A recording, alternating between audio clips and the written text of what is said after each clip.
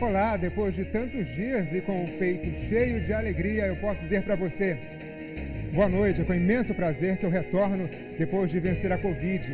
Eu quero agradecer por todas as demonstrações de carinho, por toda a preocupação e toda a força que eu recebi de vocês que estão aí do outro lado da tela. Isso tudo foi fundamental para a minha recuperação. É também com um imenso orgulho que eu volto num dia tão emblemático, o dia em que a TV Liberal completa 45 anos. O JL2 faz parte desta história e você vai ver na edição de hoje. Está suspenso o atendimento na UPA de Marituba, depois que bandidos invadiram a unidade e fizeram reféns ontem à noite. Em Marabá, a polícia investiga o assassinato de um homem dentro do hospital municipal. Começa na próxima quinta-feira a vacinação contra a Covid-19 de pessoas com comorbidades na capital. E na nossa homenagem aos 45 anos da TV Liberal, a gente relembra a inauguração da emissora e conta um pouco da história na visão de dois antigos apresentadores.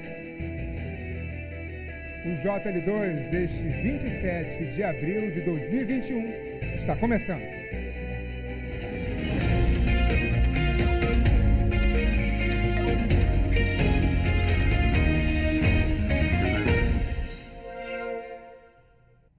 Cinco criminosos fizeram reféns ontem à noite dentro da unidade de pronto atendimento de Marituba, na região metropolitana de Belém. Os assaltantes fugiam da polícia quando invadiram a unidade de saúde. Hoje a UPA não funcionou. Quem precisou de atendimento médico teve de procurar outras unidades de saúde ou voltar para casa. Hoje de manhã, os portões estavam fechados. A Thaís passou mal e procurou atendimento na unidade de pronto atendimento de Marituba. Tem uns 3 dias que eu tô tá me dando febre, gripe, dor no corpo, muita dor de cabeça, né? Aí daí quando foi ontem eu tava muito ruim mesmo, aí eu vi que tava cheio de polícia aqui por conta de tudo que aconteceu, né? Uma viatura da Guarda Municipal fazia rondas na área. Somente funcionários eram autorizados a entrar. Hoje não está tendo atendimento aqui. Todo mundo está indo lá para a emergência, a maioria está indo para Nanindeu. Inclusive agora eu vou lá em Belém, vou em Nazaré levar uma cliente que veio para cá, para a UPA. O pai da Lidivane tem 80 anos e está internado na UPA há 3 dias. Ela soube da noite violenta e chegou cedo para ter notícias. Mas quando eu soube da notícia ontem, eu fiquei desesperada em casa, porque eu havia deixado meu pai aqui e ele ia ser transferido, entendeu? Aí só que na hora da transferência meu pai passou mal. Aí acabou que ele ficou aqui. A Prefeitura de Marituba informou que os atendimentos aqui na UPA só serão retomados após os trabalhos de manutenção do prédio serem finalizados. É que algumas estruturas do hospital foram danificadas durante a invasão dos criminosos ontem à noite. A nota diz que o local também recebeu reforço na segurança e que tanto pacientes quanto os servidores estão recebendo apoio. Eu não sei até onde a gente vamos parar com esse negócio. A pessoa trabalhando e um bandido chegar e agarrar, fazer refém. Deveria melhorar mais a segurança aqui dessa UPA ou de qualquer um outro hospital, porque a gente corre o risco. Difícil mesmo, né? Em uma situação já tão complicada. A Prefeitura de Marituba disse que, por enquanto, ainda não há previsão de retorno de atendimento na UPA do município. E em Marabá, um homem foi assassinado hoje dentro do hospital municipal. Ele estava internado, se recuperando de um atentado. O corpo de Bruno Fernando Mendes passou por necrópsia pela manhã no IML de Marabá e foi liberado. Ele tinha 20 anos e estava internado há apenas 2 dias na unidade de saúde, quando foi assassinado. Segundo a polícia, o crime aconteceu por volta das 3 horas da manhã. Os criminosos invadiram o hospital municipal, foram direto até a ala médica onde a vítima estava internada e efetuaram vários disparos de arma de fogo. Esse grupo invadiu o ambiente em que a vítima estava internada e efetuou alguns disparos. A princípio, 3 atingiram a vítima, levando à morte. O barulho dos tiros na ação violenta assustou profissionais da saúde e pacientes que estavam internados na unidade. Segundo a polícia, ninguém ficou ferido. Bruno, que era conhecido como Loirinho, foi internado no hospital de Marabá na noite do último domingo, após sofrer uma emboscada na rua onde morava, no bairro Pioneiro. Obviamente, uma das linhas de investigação é que as mesmas pessoas envolvidas nesse atentado são os responsáveis por essa barbárie ocorrida no interior do Hospital Municipal. A polícia informou que mais testemunhas devem ser ouvidas e que vai analisar as imagens de câmeras de segurança para identificar e prender os envolvidos no crime. E uma criança de 4 anos morreu em um acidente de trânsito em Paragominas, no sudeste do estado. Israel Moreira de Cristo estava em uma moto com outras 5 pessoas, todas da mesma família. O acidente foi ontem pela manhã. De acordo com as informações da polícia, a motocicleta bateu de frente com um ônibus numa curva da estrada que dá acesso à colônia São Sebastião, na zona rural do município. O motorista do ônibus prestou socorro às vítimas até a chegada das equipes do SAMU e do Corpo de Bombeiros que foram enviadas ao local. O caso foi registrado na delegacia do município de Paragominas. E essas são notícias nem sempre tão boas que todos os dias você vê aqui na TV Liberal. Em quase meio século, estivemos sempre ao lado da história aqui do estado e registramos momentos marcantes que repercutiram no Brasil e no mundo.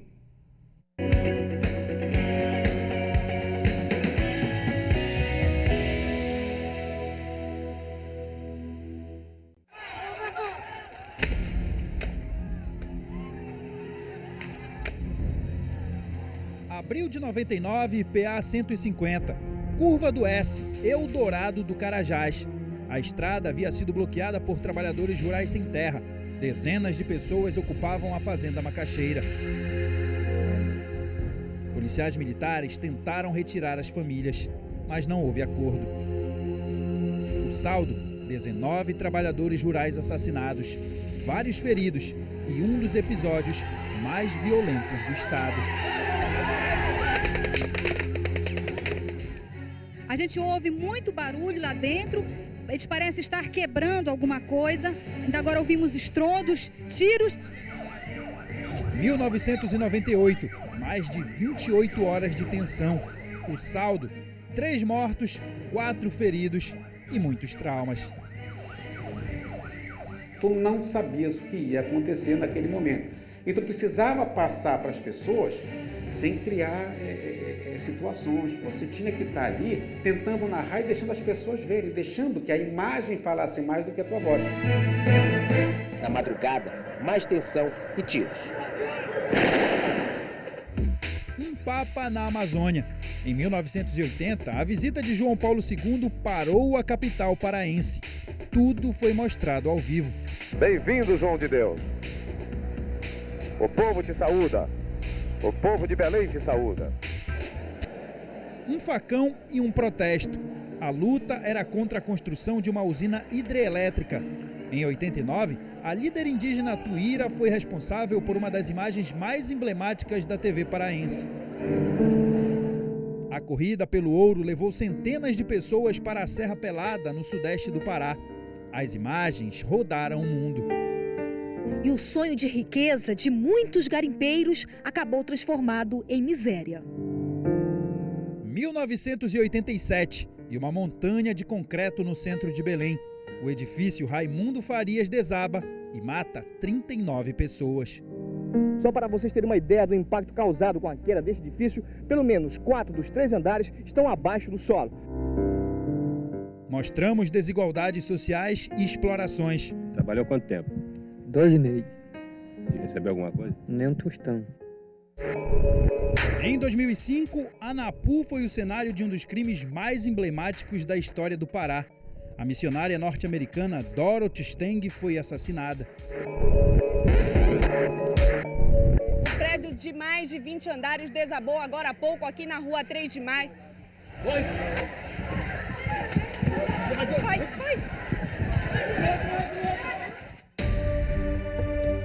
Janeiro de 2011, mais uma montanha de concreto em Belém. Dessa vez, na Travessa 3 de Maio. Quando nós chegamos aqui, na 3 de Maio, e a gente constatou a real dimensão do problema, aí realmente foi algo muito surpreendente. Em 2013, o Brasil parou.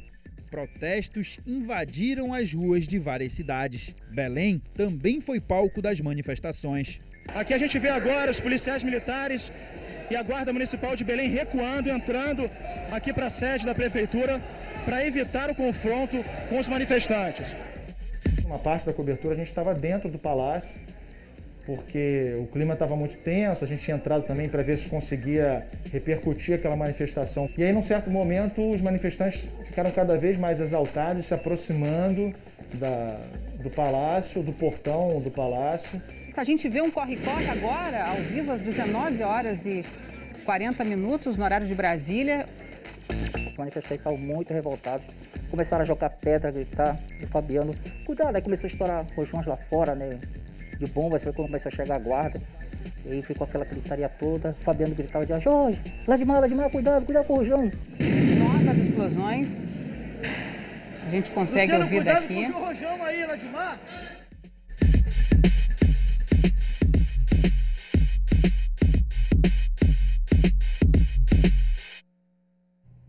Nós, vocês, testemunhas da história. E ainda nesta edição, a gente segue com as homenagens aos 45 anos da TV Liberal. E a seguir, começa na próxima quinta-feira em Belém a vacinação contra a Covid de pessoas com comorbidades. E agora você está vendo essa logo aí, olha só, é uma das mais antigas já registradas aqui na TV Liberal. O símbolo L7 foi usado a partir dos anos de 1980. Esse que você acompanha foi feito pela produtora Mendes e usado durante os anos de 1991 e 1997. Faz parte da nossa memória afetiva, né? Eu volto já.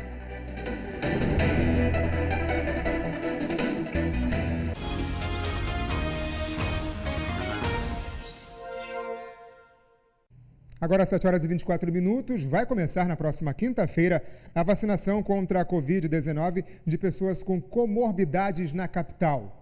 Doentes renais crônicos e pessoas com síndrome de Down serão os primeiros dessa lista. A reunião é para organizar a logística de vacinação de pessoas com comorbidades. A Secretaria Municipal de Saúde de Belém anunciou hoje que os primeiros da lista serão os renais crônicos e pessoas com síndrome de Down. A vacinação inicia na próxima quinta-feira. O grupo de comorbidades é formado por adultos de 18 a 59 anos com diabetes, pneumopatias graves, hipertensão, doenças cardiovasculares, doenças renais, transplantados, anemia falciforme, obesidade mórbida, síndrome de Down e cirrose. Nós temos também ainda na segunda fase do plano de operacionalização de Belém, nós temos as pessoas vivendo em situação de rua. Então, na realidade, eles estão atrasados, porque eles estão na segunda fase, né? E a gente deve operacionalizar isso, pretendemos operacionalizar isso ainda essa semana. A Secretaria Municipal de Saúde também anunciou que pessoas com deficiência terão prioridade nesta fase da campanha de imunização. A estimativa é que sejam 60 mil pessoas. Nós podemos ter muito mais do que isso, mas nós podemos ter menos do que isso também.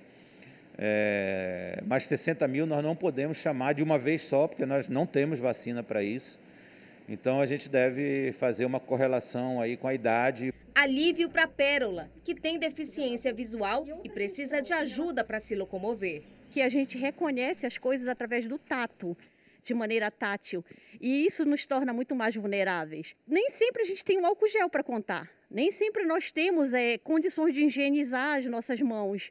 A preocupação de pessoas com deficiência mobilizou uma comissão estadual que tentava a inclusão deles na lista dos prioritários para receber a vacina contra a Covid-19 junto com as pessoas com comorbidades.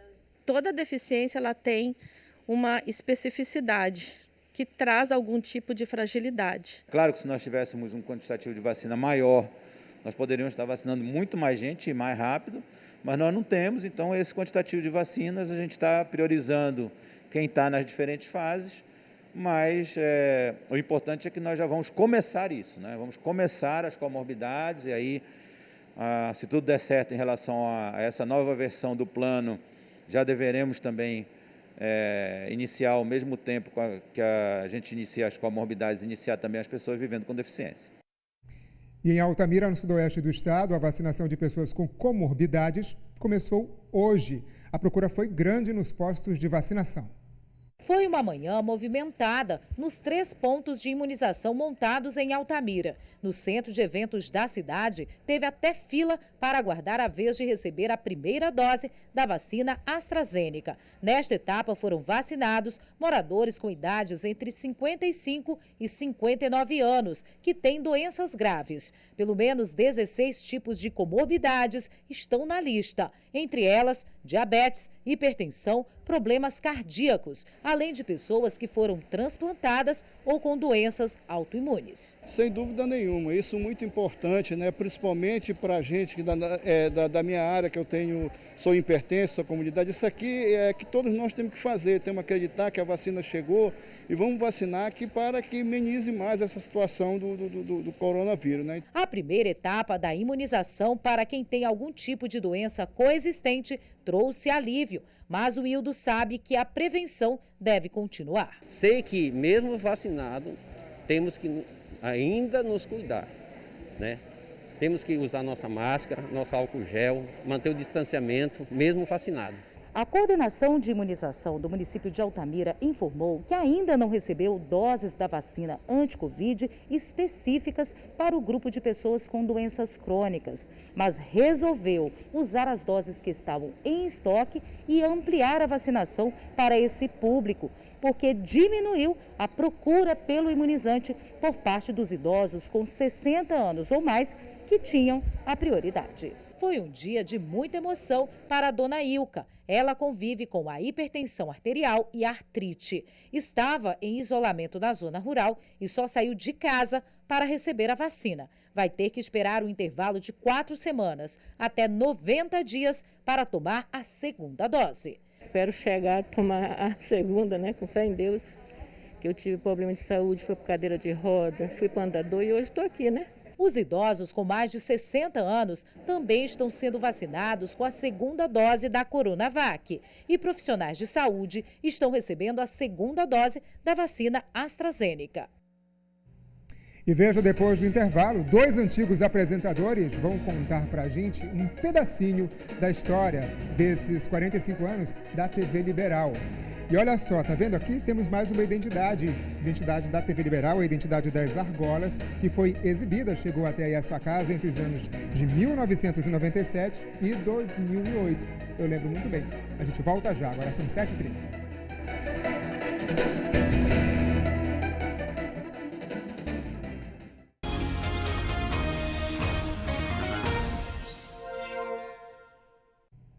Hoje é um dia muito especial. Há 45 anos, a TV Liberal leva até você, todos os dias, um bem precioso, a informação. Hoje sou eu que estou aqui, mas essa história foi contada por muitas vozes que marcaram esse quase meio século de jornalismo da TV Liberal.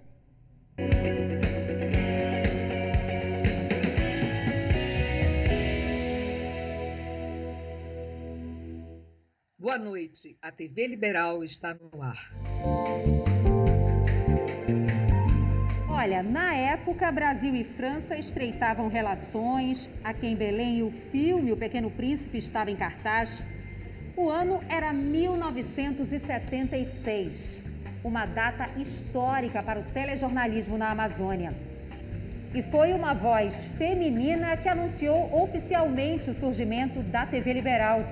O assunto do dia 27 de abril, aqui na capital. Eu sentia os meus cabelos arrepiados, eu tremia inteira de chacoalhar. Belém parou, foi um acontecimento, né?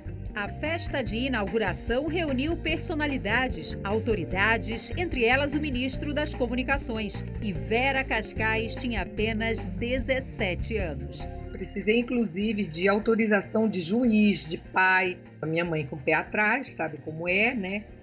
Mãe, meu pai fazia telenovela e amava o rádio. E ele foi um grande incentivador. Depois do Boa Noite, Vera passou a dar bom dia e até boa tarde nos telejornais do Canal 7 durante 5 anos.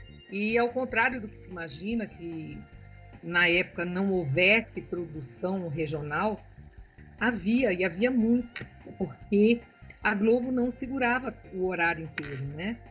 Então a gente tinha sempre como inserir programas locais.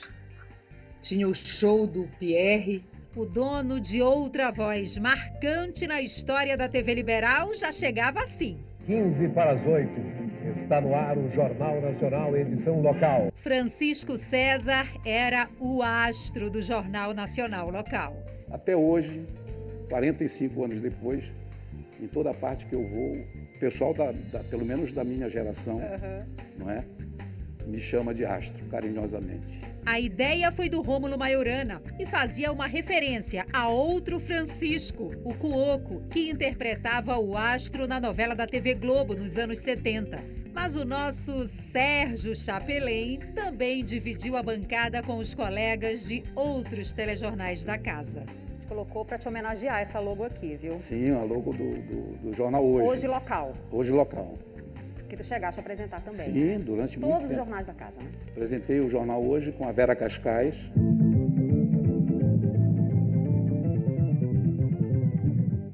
Fazer a TV era completamente diferente de hoje. Nós tínhamos, às vezes, uma foto tirada de um jornal. Então, a gente tinha que apelar para a criatividade para não ser um jornal blá blá blá o dia inteiro. Um trabalho braçal e desafiador para manter o telespectador bem informado. A emissora ainda não tinha arquivos para ajudar a cobrir as reportagens. Os equipamentos eram pesados e aquela colinha para o apresentador só viria muito tempo depois. Então era ler o texto e levantar a cabeça, e ler o texto e levantar a cabeça. E nessas, muita gente desistiu, que acontecia de levantar a cabeça e depois baixar e dizer onde eu estava. Francisco tinha um truque. O pessoal do jornalismo fazia uma cabeça no texto pequena e eu memorizava as cabeças. As cabeças são textos lidos pelos apresentadores para dar uma notícia. E quando o texto vinha com a cobertura da imagem, aí então eu lia. Esperta. A gente faz isso quando faz ao vivo. Faz também? Faz, claro. Foram 8 anos de muito trabalho no estúdio e nas ruas. Fiz cobertura de Sírio, cobertura do Rainha das Rainhas. A primeira cobertura externa da TV Liberal eu fiz lá na Ceasa, na feira agropecuária. Todo mundo tratava a gente muito bem. Eu criei uma história minha a partir da TV Liberal. Foi aqui que tudo começou, né? Foi aqui que tudo começou. Eu fiz uma carreira, eu acho que razoável, na área de comunicação, mas tudo nasceu aqui. Se hoje tu estivesses apresentando um telejornal, que notícia te daria mais prazer antes do Boa Noite? Acabou a pandemia. Essa, sem dúvida, seria a notícia que eu gostaria se eu não pudesse dar de ouvir, sabe? Francisco, naquela época tudo era muito diferente, os apresentadores ficavam sentadinhos com papel na mão, mas eu queria ver o Francisco César em ação hoje. Topa esse desafio? Claro. Olá, boa noite. O Jornal Liberal, segunda edição desta terça-feira, 27 de abril, aniversário da TV Liberal, está no ar. Veja os destaques de hoje. Contratado.